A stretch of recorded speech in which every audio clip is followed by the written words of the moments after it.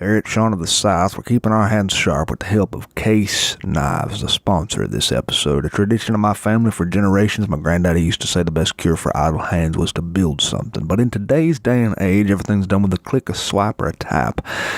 But how about we put away the screens and put your hands to work with a Case Knife? Well, keep on the sunny side, always on the sunny side. Keep on that sunny side of life. It will help us every day. It will brighten all the way if you keep on that sunny side of life. Hey, you're listening to Shaun of the South, and I'm your host this evening, Sean Dietrich, coming to you live via the podcast airwaves and the radio waves all over this nation. This guy, see behind me here playing the biscuit box guitar is Chet Johnson and Truman Holt on the piano. Our musical guest this week is the Carolina Blue Band with more talent than ought to be legal in the U.S. Let's sing it one more time. We'll keep on the sunny side, always on that sunny side. Keep on that sunny side of life. Well, it will help us every day. It will brighten all the way if you keep on that sunny side of life.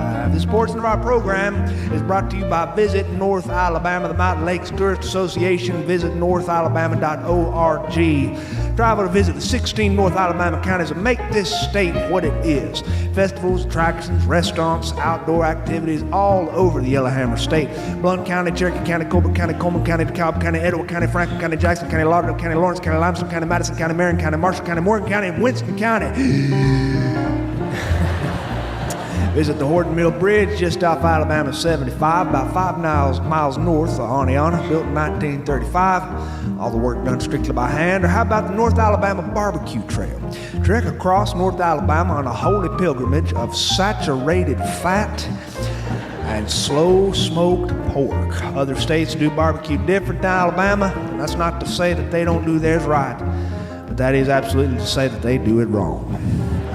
You can visit the Train Depot Trail, or you can visit the 7 state parks and make you believe in magic. Go to the Joe Wheeler State Park and see the sunset over the Tennessee River. Or the Rickwood Caverns, a miracle mile of underground caves that'll either dazzle you or scare the bejesus out of you. Whatever you do, you can do it better in North Alabama. Look them up online at Visit North Alabama or northalabama.org or hashtag Visit NorthAL. Keep on the sunny side, always on the sunny side. Keep on the sunny side of life. Oh, it will help us every day. It will guide us all the way if you keep on that sunny side of life. Hey, that's good singing, good singing. Let's have a tune here from our musical guest, the Carolina Blue Band. Everybody, the Carolina Blue Band.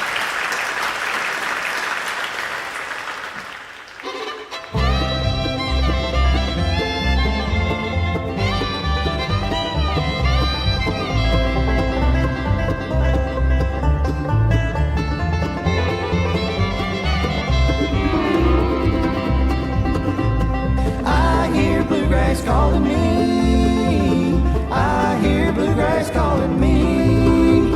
Listen to the fiddle, hear that banjo ring. Now that's bluegrass calling me. From the big state of Kentucky to the heart of Tennessee, and then you move on down to the Grand Ole Opry. You can hear those fiddles and the Osborne brothers sing. Now that's bluegrass calling me.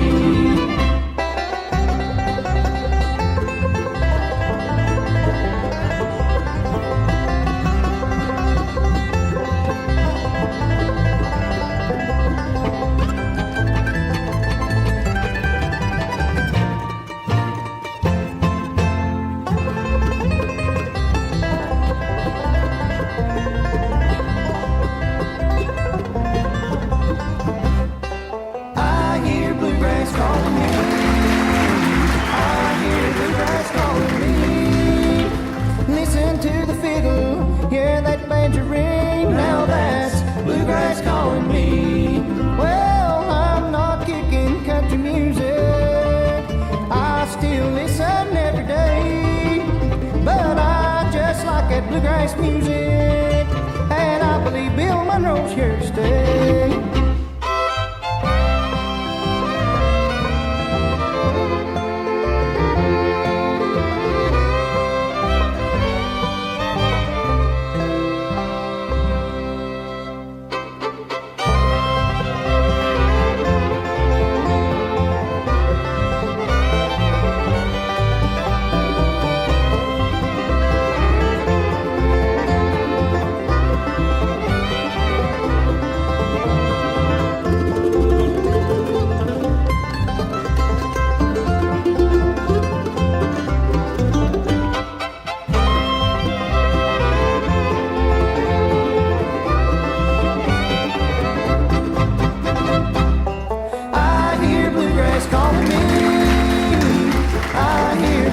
Calling me. Listen to the fiddles, hear that banjo ring. Now that's bluegrass calling me. Yodelay, yeah, yodelay, yo, yodelay.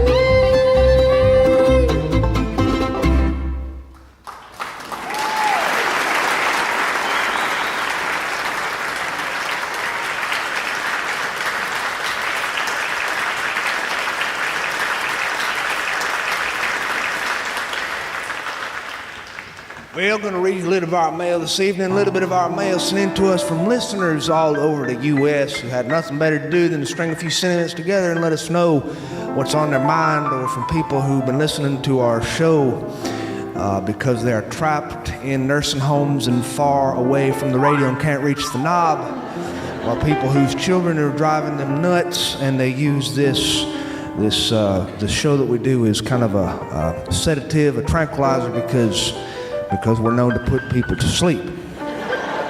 First letter comes from Aaron Gonzalez in Austin, Texas. Hey, Sean, I want to wish my dad a happy birthday. He's a big fan of the show, and he'll be traveling to Louisiana to take a cruise with my mom today.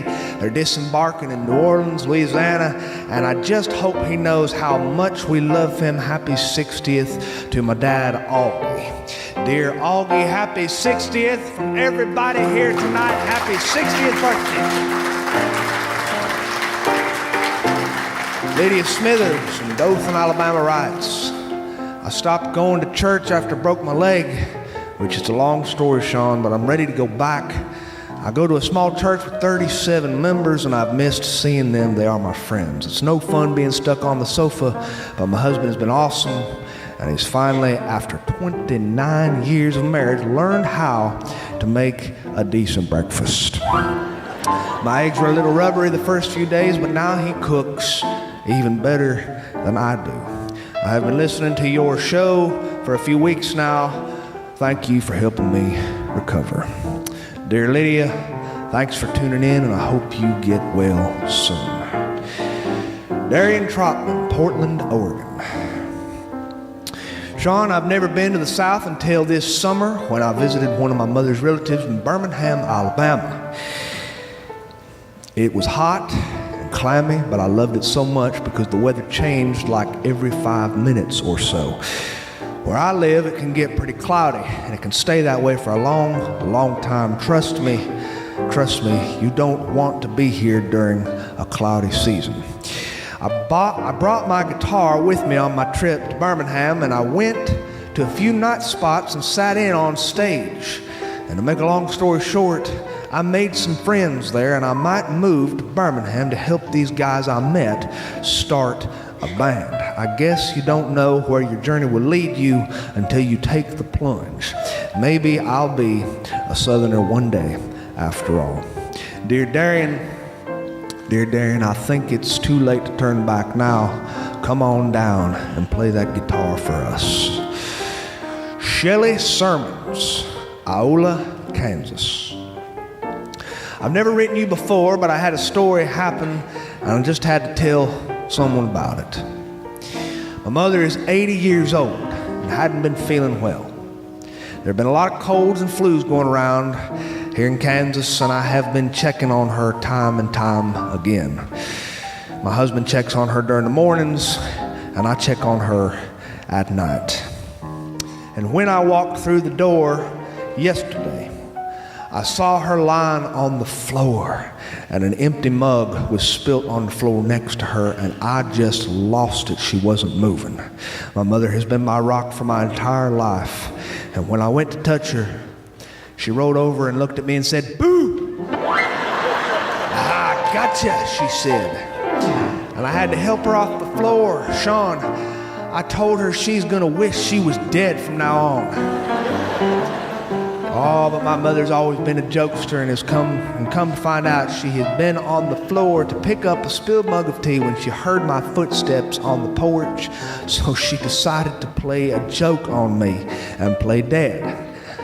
I don't know what I'm gonna do with that woman. Thought that was a story you could read on your podcast. Your friend, Shelley. Dear Shelley, I believe you get the award today for the best story. Terry Shellmacher, Houston, Texas. Tell my wife, Rhonda, that I want to wish her a happy 40-year anniversary on February 11th. She's everything to me, and I know I've put her through a hard 40 years sometimes, but I'm glad to be off the road, out of sales, and trying to pitch people products they don't want to buy. I'm back home for good. I plan on spoiling her for the next 40 years to come. Dear Terry and Rhonda, happy 40th anniversary, happy 40 years. For everybody here tonight, may you have many, many, many more to come. Deborah Ann Clark, Tampa, Florida. I just wanted to tell my daughter Sandra that I'm proud of her from graduating from nursing school. At the end of this semester, she will be done. She has worked harder than any woman I ever knew, and somehow she's managed to raise 2 boys in the middle of it. That's my daughter, Sean. That's the kind of woman she is. Sandra, I will be your support system forever. I'm so proud of you. Ellis Haywood, Richmond, Tennessee. Sean, I had never been overseas to a foreign country before, not ever in my life. I'm 46 years old, and I'm single after a painful divorce that left me alone. We didn't have kids. She got the dog, and I was distraught. I started thinking that I would quit feeling sorry for myself, and I took my very first trip. It started with a one-way ticket to Belgium, and after that, I just wandered around, staying wherever my heart desired. I'm writing you now from Savoca, Sicily. It's a town where I've been working as a waiter in a restaurant, and it turns out my speaking English comes in handy for all the English-speaking tourists, and I'm about to leave for England tomorrow. I've never been there. I've always wanted to see the countryside of England. I listen to your show, and it reminds me of home. If you get a chance, say a prayer for this Southerner who's hopping the globe right now in hopes of learning who he is. It really has healed me, and I'm grateful that I am in good health enough to follow my dream to travel. I was always too scared to do it until now.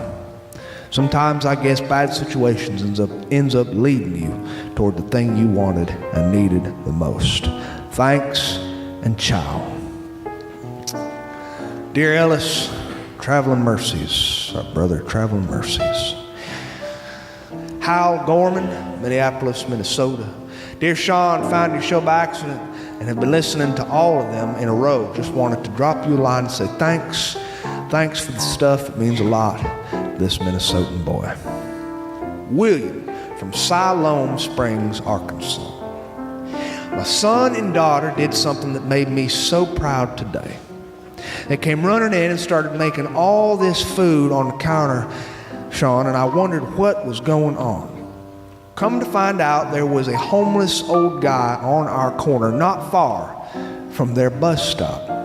They made 5 or 6 sandwiches and gave him bags of Lay's potato chips from our cupboard, and they did it so coolly that they almost didn't even tell us about it. They didn't seem to want any credit or any fanfare.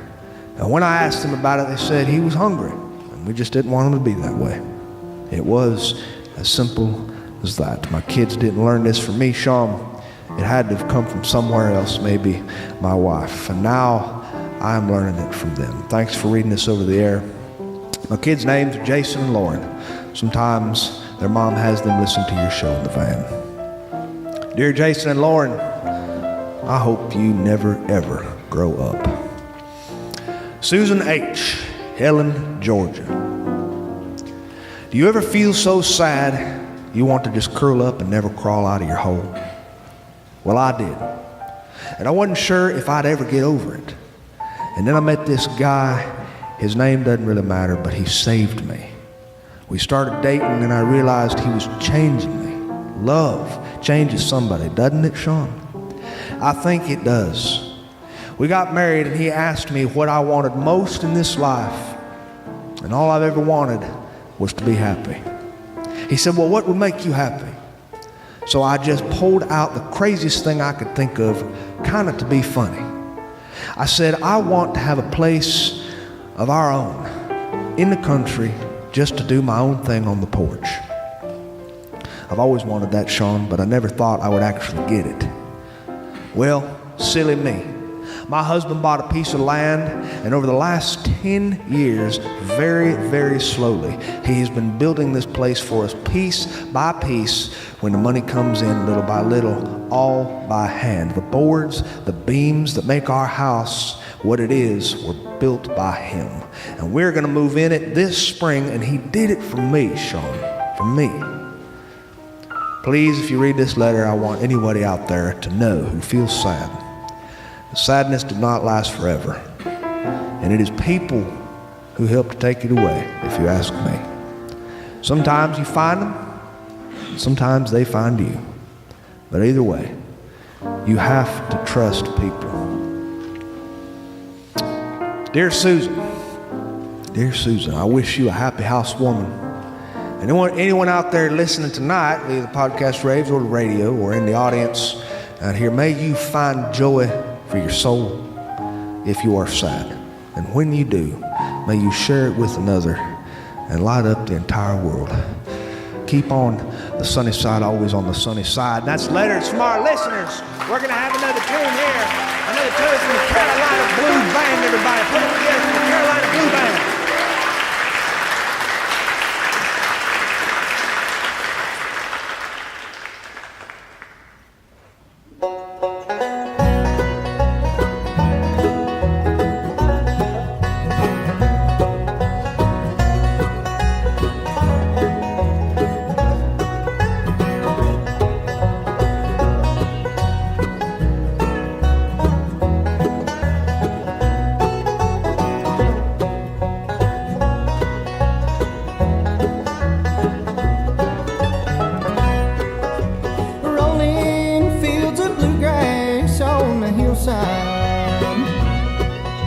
Cattle grazing up on a ridge. That old mountain preacher telling us about heaven. In that little country church house round the bend.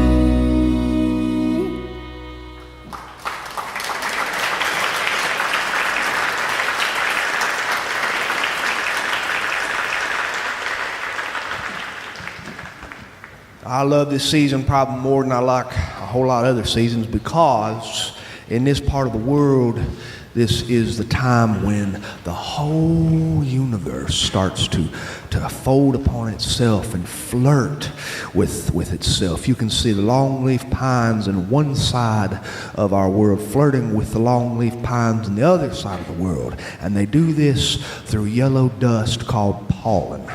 You can walk out to your driveway and look at your car, because that's where we keep our cars in this part of the world. We take our worthless junk and we keep it sheltered from the rain inside our garage. And we keep the most expensive thing, our vehicle, out in the elements on the driveway. You walk out to that car, you look at it, you'll notice something about the windshield. It's cloudy. And you take your thumb, you swipe it from one side to the next, and look at your thumbprint. You will see a huge pile of yellow dust. Do not sniff this dust or you will end up dead. Yes, this is a tough time of year, because wildlife is starting to look at each other with eyes of romance. The raccoons are on the road, the possums are on the road, the deer on the side of the road, and so are the trees. The trees are pollinating, and they are talking to one another with romantic love songs. That's what pollen is. It's a love song between trees. I went fishing not so long ago with my cousin Ed Lee and a man from Texas. Cousin Ed Lee knew this man from Texas because he was a supplier of my cousin Ed Lee's job. And my cousin Ed Lee was trying to earn some brownie points. We got out into that boat and we were cruising along into Choctawhatchee Bay. And we had our lines in the water. There's a rule among men who are fishing: you don't discuss your marriage.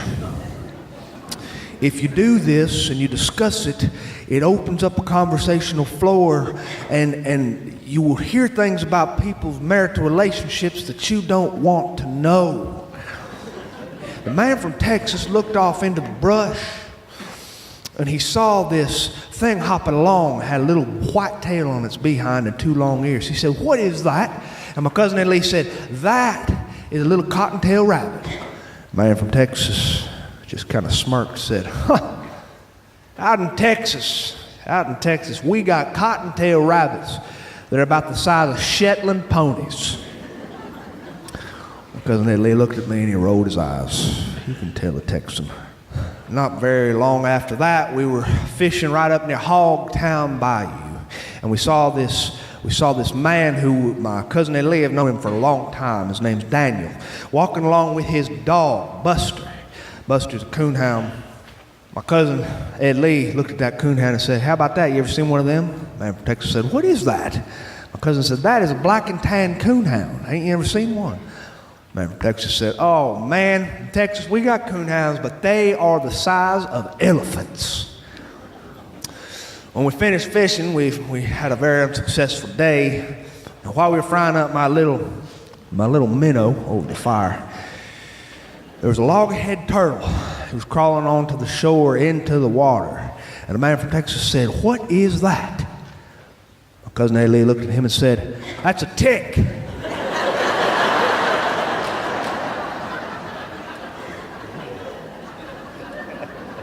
Yes, we got ticks bad, we got pollen bad in this part of the world. It's because the ticks are out looking for love, just like everybody else. I was at the church, the Black Creek Church of Florida, just a few days ago. I saw my aunt and uncle. They were acting as greeters standing on the steps of that little clapboard church with the rusted tin roof and the crooked steeple. Church needs a bad coat of paint. My uncle will probably paint it come July. And they're standing on the porch and they were handing out flyers to each other. If you see two elderly people who are acting as greeters at your local Baptist church, do not be fooled. They are not there to greet you and smile and wish you the love of the Lord. They are there for reconnaissance work. Southern Baptist people place their most attractive older folks who look harmless and sweet and gentle with rosy cheeks and white frilly hair that's thick enough to plant marigolds in. They put these people on the porch to smell your breath And make sure you don't smell like last night. They put these people on the porch to see who's coming to visit the church. And then they relay this message through a radio wire network in the back toward the ushers, who relay this to the pastor, who looks at the people who are visiting in the service, and he will tailor that sermon to them somehow. He will preach until he starts to see these visitors cry. Because ultimately we want them to walk down the aisle after the sermon for the invitation. My uncle stood on those steps and people were walking. I was standing behind this young married couple. Walked up, sweet looking couple, just newly married and still wide-eyed and innocent in this world. That wide-eyed look you can see in a young person who just got married. I love that look. Now, a young man shook my uncle's hand and he said, "Well, we're visiting today." My uncle said, uh-huh. And he tapped that little earpiece in his ear and talked to the Secret Service ushers in code word. The young man said, "Are you married to this woman here?" My aunt smiled, giving her most congenial look she could. My uncle said, oh yeah. He said, "Well, I just got married." My uncle said, "Well, congratulations to you. Congratulations to you." My uncle spoke into that little transmitter in his shirt sleeve and said, two newlyweds. The young man said, "Well, how long have you been married to her?" My uncle said, "You know what? We have been married happily for 7 years, son, 7 years. The other 32 have been complete misery."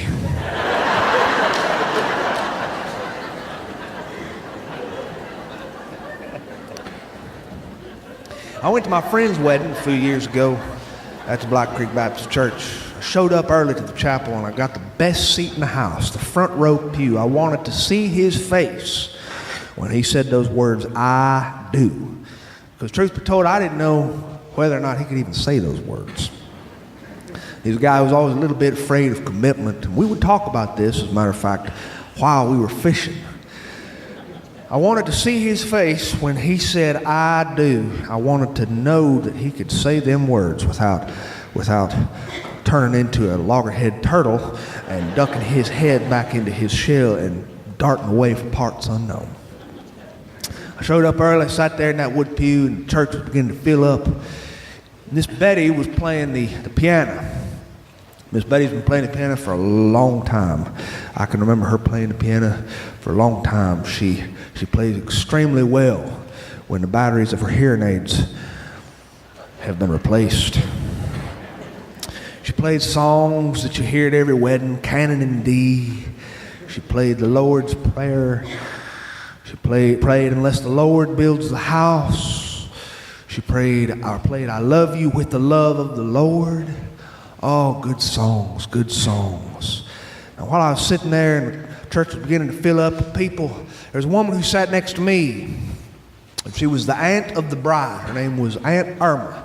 She held out her white gloved hand to me and said, "I'm Aunt Irma. What's your name?" I told her. She said, "And who are you here to support?" I said, "Ma'am, I'm friends of the groom." She said, "Yeah, and how do you know the groom?" I said, "Well, we used to go fishing together, grew up fishing together." She said, "What?" And that woman looked at me like I had cockroaches growing out of my eye sockets. She said, "I didn't know he fished." I said, "Oh, yes, ma'am. He can gut a trout faster than a bobcat." She said, "He fishes?" I said, sure does. It was about this time, judging by her reaction, that I started to feel that something was off. Something was very, very off. Something was wrong. And eventually I realized that I knew something was wrong when I watched the groom walk down the center aisle to take the altar with his best man, and I realized I had never seen that man before in my life.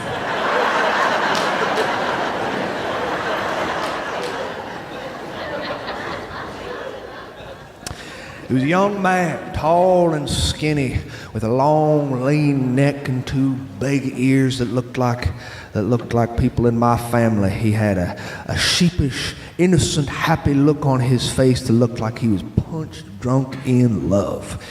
And he stood there at the altar with his best man, and they rocked back and forth on their feet, and I was starting to have chest pains.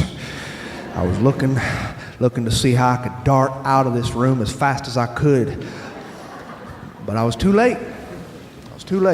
Because I could not dart out of the back of the room. The doors were already swinging wide open, and the music was playing them familiar chords of marriage. Bum, bum, ba-dum, bum, bum, ba-bum. And I looked up at the ceiling and I said, "Dear Lord, what have I done?" And that woman, she came walking down that aisle slowly.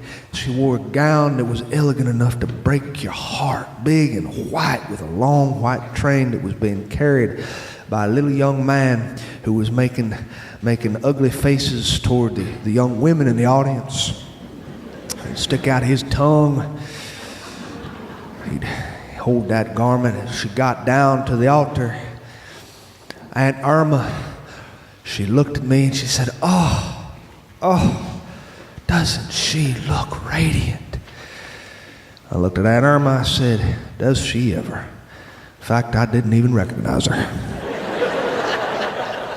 The woman was a complete stranger to me, just like the groom. I didn't know who any of these people were in this building. In fact, they had a visiting minister. I didn't even know who he was. I realized through looking at this little invitation that had been sent to me in the mail by my friend that I was in the right chapel on the wrong wedding weekend. Never before have I felt like such a heel. But the service was beautiful. The service was beautiful. I realized there was nothing I could do. I had to sit through it, and so I did. Now listen to these two young people recite their own wedding vows. Now, there's nothing more traumatic than sitting and listening to somebody read through wedding vows that are about the size of a term paper. That young man, that skinny young man, had written an entire sonnet for his wife. This sonnet was long and drawn out, and it had 4-syllable words in it that I can't even remember. And he started to recite these, and he recited pieces of Robert Frost poetry and excerpts from famous pieces of literature. And it was beautiful. It was gorgeous, I won't lie. And when he finally finished, all the Southern Baptist women in the audience looked at their husbands with looks of disgust. Because their husbands don't do sorts of things like this. It's like the time that I went and visited my aunt and uncle for supper, and my aunt was looking out the window. There's a young couple who lived next door to them, and this young man was walking up the sidewalk to see his wife after work, and he was carrying a big old bouquet of flowers. And my aunt rapped on the window in disgust, and she looked at my uncle and she said, "Why don't you ever do that?" My uncle looked at her and said, "Well, now don't be silly. I don't even know that young woman's name." Oh, after the vows that the groom had read, it was the bride's turn, and she brought out this little folded sheet of paper and she read through the vows. Oh, they were heart-wrenching and honest. And when she opened up her mouth, she had this rural accent of my people, the accent of the entire rural America. It was beautiful. And she spoke these vows. She said, "I will love you. I will cherish you till death do us part." Oh, I loved it. And when she finished, most of the people in that church were suffering dehydration. Aunt Irma beside me, she was tearing up so hard that I had to hand her a Kleenex. She thanked me and she wrapped her arm around me. She said, "You know, you're kind of cute." And then she patted my knee and she kind of left her hand there. And I looked around for the fire exits. When the service finished and the minister announced the bride and the groom, he said, "Ladies and gentlemen, I would like to announce to you the bride and the groom, Mr. and Mrs. Phillips." And the people clapped and they walked down the aisle to the song, "Lean on Me." Now, I'd never heard this song at a wedding before, and I've never heard it since. But it works. And the people in the audience were starting to sing a little bit with this song, humming Everybody knows the lyrics to this Bill Withers song. Even Aunt Irma was swaying to and fro to the music, and it got me singing a little bit because Aunt Irma had her arm hooked around mine. Her arm was hooked around mine very tightly, and I started to sniff a little bit. Hearing that many people sing in support of a young couple starting their new life together, it was moving. And I started to leak in my eyes a little bit. And Aunt Irma said, "Are you okay?" I said, "It's fine, I'm fine. It's just all this pollen." She said, "Oh, there now. Sometimes it's hard saying goodbye to your fishing buddies." Well, after it's all said and done, I almost left that building altogether. I almost got in my truck and just pretended it had never happened.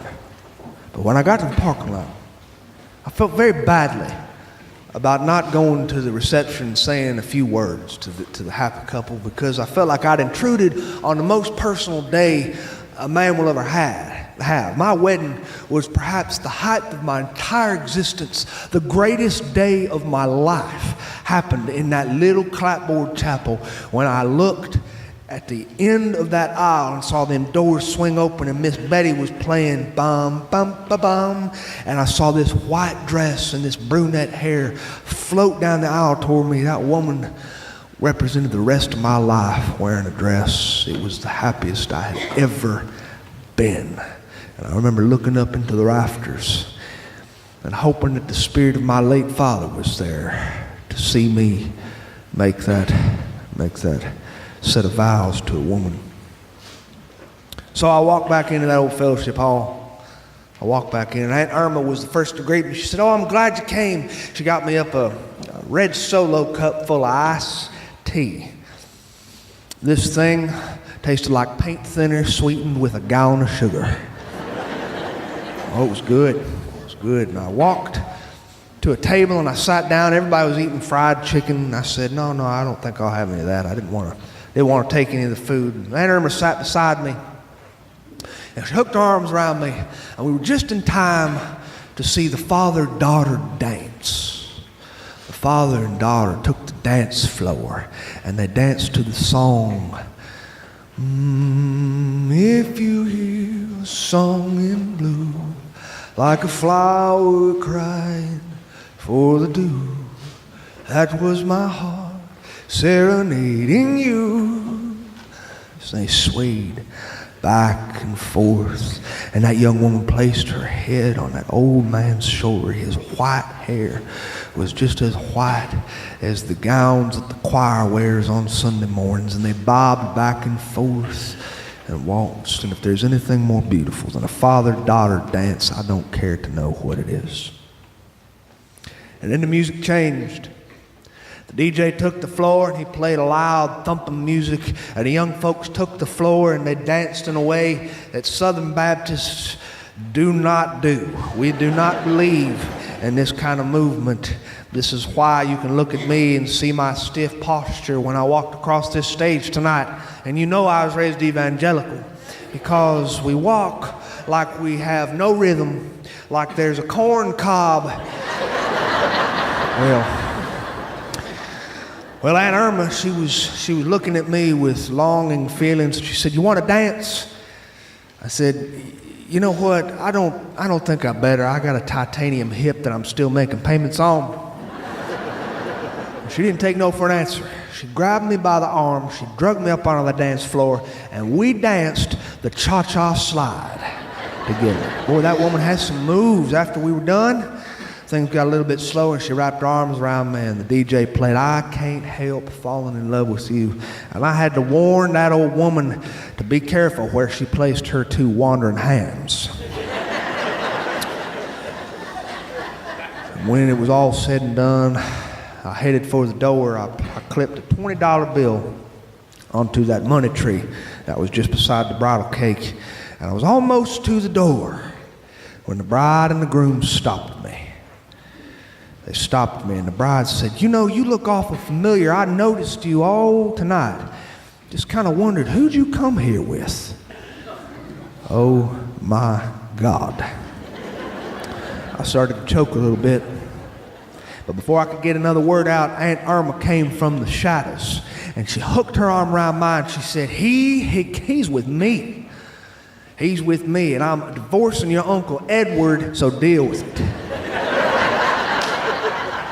And I looked at that young man, I shook his hand, and I hugged the neck of the bride. And when I shook that young man's hand, I shook him with both hands because I was moved. I love a wedding. And when I looked into his eyes, I saw the two naive and wholly innocent, but a little bit ignorant eyes of youth staring back at me. It was the same face I used to see in the mirror a long time ago. Young, hopeful, a little bit timid, somewhat scared. You don't know what love presents to you. Is it a series of obstacles that you must climb over? Or is it a bed of roses? Is it going to be for better or is it going to be for worse? Are you going to be for richer or are you going to be for poor? You don't know. But you do it, and you do it with a holy ignorance, a kind of innocence and naivety that is nothing but sacred. And I looked at him and I said, congratulations to you, son. And if you should ever want to go fishing, give me a call. I left that wedding reception, and just before I hit that door, my hand got on the doorknob. Aunt Irma came up behind me, and she slapped my hind parts for no apparent reason and said, don't be a stranger if you ever need a woman to hold you tight, because I'm applying for the job. Hey, thanks for listening to me this evening. It's been a wonderful privilege and pleasure. Thank you very much. Thanks for having me this evening. Thank you. Hey, thanks for listening to Sean of the South. I've been your host today, Sean Dietrich, and man, it's been a bona fide pleasure if I do say so myself. This episode was brought to you by Case Knives, a tradition of my family dating back to my granddaddy, who once said the best cure for idle hands was to build something, so keep your hands sharp with a case knife. And by Folklore Brewing Company, quite literally the best brew in Alabama. Folklore Brewing Company brought in 2 gold medals at the Alabama Craft Beer Competition. Do yourself a favor and check out Folklore Brewing and Meadry.com. That music you heard behind me today was the Carolina Blue Band, a Brevard, North Carolina-based band whose roots run deep in the tradition of Bill Monroe. The band was formed in 2007 after the release of their album Nothing So Blue by Bobby Powell and Tim Jones. If you have a second, check out CarolinaBlueBand.com and download their music today. You will not regret it. To find anything more about what I do, you can visit SeanOfTheSouthShow.com, and there you can find archived episodes dating back to our first episode to this one you just heard. While you're there, hope you take the time to drop me a line to me about your birthday announcements, wedding invitations, or potluck socials, and I do my best to read them over there for my friends, because I love to do that sort of stuff for my friends. And speaking of friends, if winning ain't everything, then why are we still keeping score? Adios.